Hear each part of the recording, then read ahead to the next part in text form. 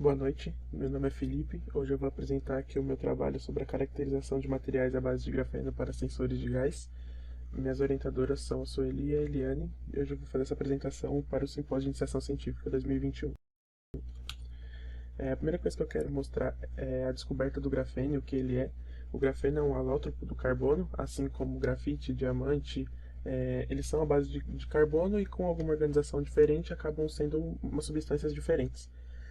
Na imagem de cima aqui tem alguns deles, como exemplo, o de grafite, diamante, fulereno, nanotubos de carbono, nanotubos de carbono de parede múltiplas, grafeno. E o grafeno é aquela última imagem ali onde a gente consegue ver apenas uma folha de várias ligações ali hexagonais do carbono. Embaixo tem uma imagem explicando um pouco como é que ele foi descoberto pelos físicos russos em 2004, onde eles pegaram uma folha de grafite, que na verdade são várias folhas, né? Ficaram passando a fita e despejando em algum lugar, e fazendo isso eles foram separando até chegar em uma só folha, que é onde foi realmente sintetizado e descoberto o grafeno, que foi em 2004, e em 2010 eles ganharam um prêmio Nobel por ter feito essa descoberta. Eu queria falar um pouco das propriedades, que é o que mais chama a atenção da comunidade hoje, que o grafeno é um dos materiais mais condutivos do mundo. Ele é considerado um material bidimensional, por pensar que ele tem apenas uma das dimensões é apenas um átomo, então essa dimensão é meio que desconsiderada. Então a gente pensa só numa largura e um comprimento, e a gente não pensa muito em uma espessura por ser apenas um átomo, que chega a ser irrelevante perto dessas outras dimensões. E pensando principalmente nesse ponto de ser os materiais mais condutivos que já foi descoberto, uma das aplicações que foi aplicada nesse projeto foi o desenvolvimento de um sensor de gás, que é um dos que é mais usados hoje na indústria, por exemplo, dentro de uma fábrica para detectar a quantidade de gás carbônico que tem lá dentro, ou algum outro gás que pode ser prejudicial à saúde dos funcionários. E nesse gráfico aqui, ele exemplifica um pouco o funcionamento desses sensores, pensando que eles são basicamente um resistor que varia com a resistência do ar ambiente. Então você pensa ali que normalmente ele tem uma resistência ali de 20, e quando eu aumento ou diminuo a presença de algum gás no ambiente, ele pode aumentar para 30, pode descer para 10, dependendo do gás. E essa variação é o que a gente está interessado, que é o que a gente vai usar para, por exemplo, chavear um circuito, alguma coisa assim que mostre que está acontecendo alguma coisa fora do normal. Um pouco agora sobre o desenvolvimento em si da pesquisa. Nessa imagem aqui é uma foto tirada no nosso laboratório das amostras que a gente preparou para fazer a deposição do grafeno. Elas são de óxido de silício, um material que por causa da oxidação se torna não condutor, né, isolante. Então quando a gente fizer a deposição em cima dele com grafeno, ele deve se tornar condutor, né? Aqui é a forma de deposição que a gente usou.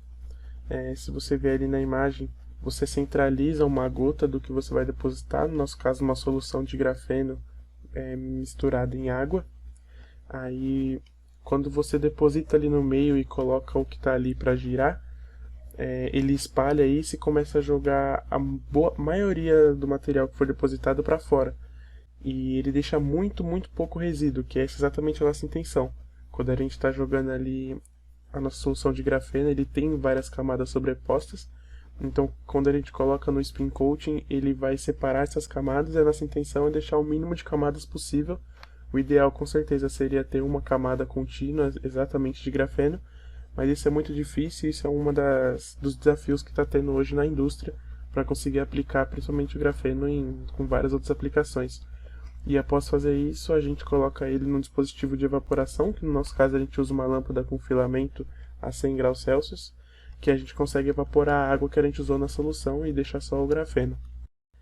A forma que a gente vai fazer para caracterizar esse material, para ver como ficou realmente essa deposição, é um método conhecido como método das 4 pontas, a qual a gente tem uma fonte de corrente em 2 das pontas que estão sobre o material, e no meio a gente mede a tensão que é gerada por causa dessa fonte de corrente, né, visto que esse material é para ser um condutor depois disso.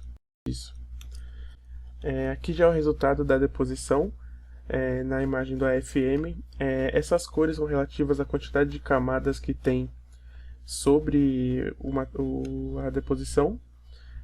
Ali nas setas ali a gente consegue ver um local que tem muitas camadas, que fica uma cor mais escura, mais próxima de um marrom com verde ali bem escuro.